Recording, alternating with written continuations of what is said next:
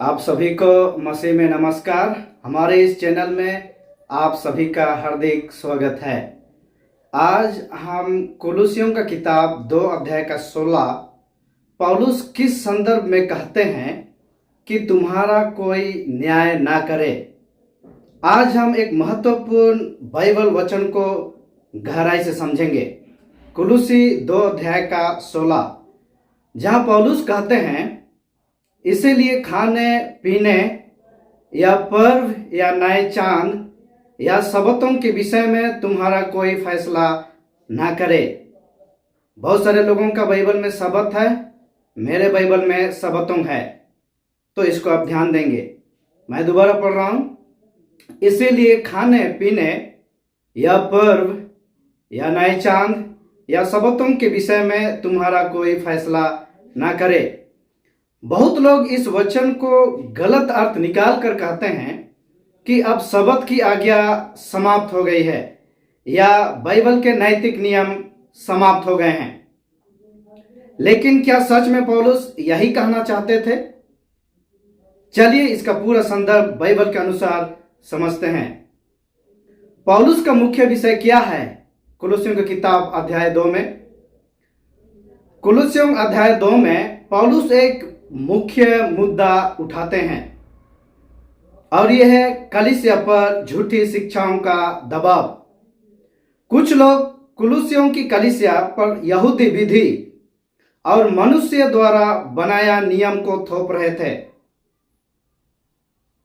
और पौलुस विश्वासियों से कह रहा है कि वे यहूदी विधि नियमों जैसे भोजन भेंट, त्योहारों, नए चांद और त्योहार वाले सबत को लेकर किसी को भी उनका न्याय या निंदा ना करने दें, क्योंकि ये मसीह यीशु जब आया इस पृथ्वी पर और क्रूसकार पर मर गया तो ये सब छाया थी और प्रभु यीशु मसीह के आने के बाद ये सब समाप्त हो गई। पौलुस यही चीज इस 2 अध्याय 16 में कुलुसियों की किताब में पौलुस समझाने चाह रहा, क्योंकि उस समय कुछ यहूदी लोग जो अपने आप को धर्म के अगुए और एक अच्छा विश्वासी समझते थे, वे लोग पुराने नियम के जो विधि व्यवस्था है, जो खाने पीने के समय हाथ धो करके खाना है और जो साल में जो त्योहारें आते थी उनको मनाना जरूरी है और जो आने वाले जो साल में सबत आते थे उनको भी मानना जरूरी है, ये शिक्षा उस कलीसिया में दिया जा रहा था और ये दबाव दिया जा रहा था। तो पौलुस को यहाँ पर खंडन करना पड़ा कि आपको इसीलिए खाने पीने या पर्व या नए चांद या सबतों के विषय में तुम्हारा कोई फैसला ना करे। इस विषय पर उसे बोलना पड़ रहा है क्योंकि यहूदी लोग इस त्योहारों को, इन सारे रीति रिवाजों को महत्व दे रहे थे जो कि समाप्त हो चुका था। प्रभु यीशु मसीह इस पृथ्वी पर आए थे और ये सारे विधि और नियम और रीति रिवाज खत्म हो चुके थे, लेकिन इस कलीसिया के लोग अभी भी इसी जिद में थे कि नहीं, हमें जो है इसे अभी भी पालन करना है। तो पौलुस उन लोगों को समझा रहे हैं कि इस पर आप कोई फैसला ना करें, न्याय ना करें। पौलुस लिखते हैं कुलुसी 2 अध्याय का 8 में, चौकस रहो कि कोई तुम्हें उस तत्व ज्ञान और व्यर्थ धोखे के द्वारा आहेर ना कर ले जो मनुष्यों की परंपराओं और संसार की आदि शिक्षा के अनुसार है, पर मसीह के अनुसार नहीं। ये जो शिक्षाएं जो कुलुसी कलीसिया में दी जा रही थी कि आपको पुराने रीति रिवाज को मानना है, पर्वों को मानना है और आपको हाथ धो करके भोजन करना है, ये सारी शिक्षाओं को जो है महत्व दिया जा रहा था, जो कि बाइबल आधारित प्रभु यीशु मसीह के आने के बाद नहीं था। तो इसीलिए यहां पर बोल रहा है, परंपराओं और संसार की आदि शिक्षाओं के अनुसार जो मनुष्यों के अनुसार है, पर मसीह के अनुसार नहीं बोलता है। यह मुद्दा नैतिक आज्ञाओं का नहीं है, बल्कि मनुष्य द्वारा बनाया गया धार्मिक नियमों का था, जो पौलुस बोल रहा है कि ये इसके विषय में फैसला ना करें। यह नैतिक आज्ञाओं के बारे में नहीं कहता है, बल्कि मनुष्य द्वारा बनाया गया धार्मिक नियमों के बारे में बोलता है कि आप इसके विषय में फैसला ना करें। पौलुस का मुख्य बिंदु छाया और वास्तविकता है। कुलुसी 2:17 में कहता है, क्योंकि ये सब आने वाली बातों की छाया है, पर मूल वस्तुएं मसीह की है। पिछले वीडियो में हमने देखा कि विधि व्यवस्था जो पुराने इस्राएली लोग प्रभु यीशु मसीह किस तरीका से आएगा और किस तरीका से वो पापी जगत के लिए, इस दुनिया के पापी मनुष्य के लिए बलिदान होगा, वो सब पर्वों में, त्योहारों में, रीति विधियों में दिखाया जा रहा था। तो ये सब छाया थी और मूल वस्तु कौन है? मसीह है। ये सब कौन से नियम थे? जैसे कि भोजन के धार्मिक नियम, हाथ धो करके भोजन करना है, पांव धो करके अंदर आना है। आप कहीं गए हैं तो पांव धो करके आपको घर के अंदर आना है। और वे लोग इतना कट्टर थे कि हाथ धो करके ही भोजन करना है और पैरों को धो करके ही अंदर घुसना है। ये धार्मिक नियम यहूदियों के थे, ये बहुत कड़क थे, जो पौलुस इनका खंडन करता है। जैसे कि पर्वों का विधि, नए चांद का पर्व, और जो इस त्योहारों में जो साल में एक बार आते थे, इन सब में शबद भी पड़ता था। जैसे कि प्रायश्चित का दिन, पेंतिकोस, तंबू का पर्व, ऐसे ऐसे पर्वों जो है ये आने वाली छाया थी। परंतु मूल वस्तु मसीह है। ये सब छाया थी और वास्तविकता क्या थी? यीशु मसीह का बलिदान। वास्तव में यीशु मसीह का बलिदान जरूरी था, ना कि ये सब त्योहार और विधि और रीति विधियां। इसलिए पौलुस कहते हैं कि आप कोई तुम्हें इन मामलों में न्याय ना करे। किन मामलों में? इन विधि व्यवस्था और रीति रिवाजों में कोई तुम्हें न्याय ना करे। कौन से नियम पौलुस खत्म बताते हैं? ध्यान दे, कुलुसी 2:14 में, और विधियों का वह लेख, विधियों का वह लेख जो हमारे नाम पर और हमारे विरोध में था, मिटा डाला और उसे क्रूस पर कीलों से जड़कर सामने से हटा दिया। यह कौन सा विधि थी? ये विधि व्यवस्था जो त्योहारों का और रीति विधियों का था, ये विधियों को प्रभु यीशु मसीह ने क्रूस पर कीलों से जड़कर सामने से हटा दिया। बलिदान प्रणाली, पाप भेंट के नियम और कई त्योहार आते थे, ये सब छाया के रूप में थी।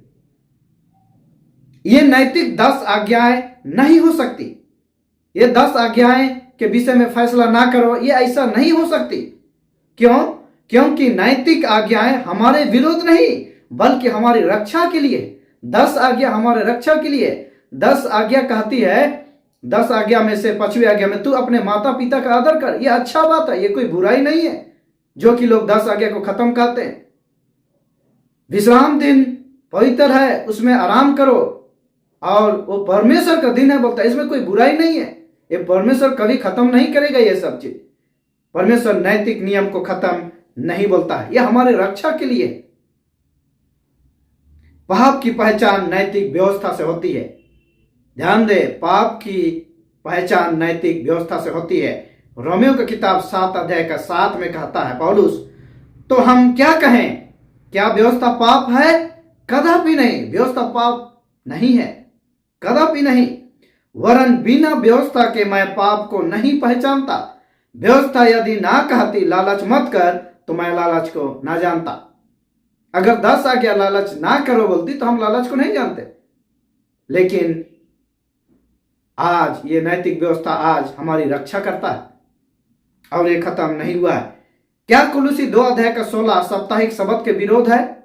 बिल्कुल नहीं, ये साप्ताहिक शब्द के बिल्कुल विरोध नहीं है। ध्यान दें, बाइबल में 2 प्रकार के शब्द थे। पहला नैतिक शब्द, जो 7वां दिन शब्द, साप्ताहिक शब्द था, सप्ताह में एक बार आने वाला शब्द, जो नैतिक शब्द, 7वां दिन शब्द।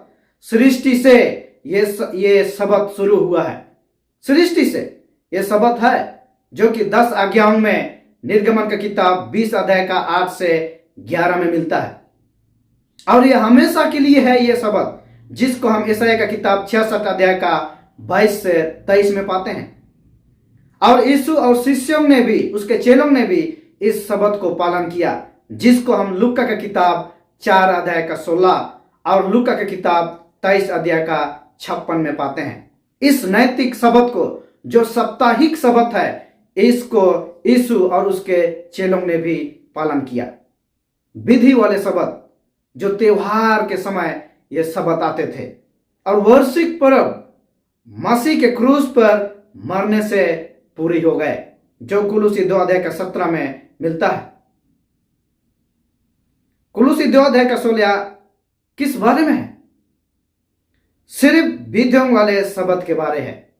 कुलुसी 2 अध्याय का 16 में जो हम पाते हैं, वो विधियों वाले शब्द के विषय में बोलता है कि ये इसके बारे में कोई फैसला ना करे। ये विधि वाले शब्द के विषय में कोई फैसला ना करे कहता है।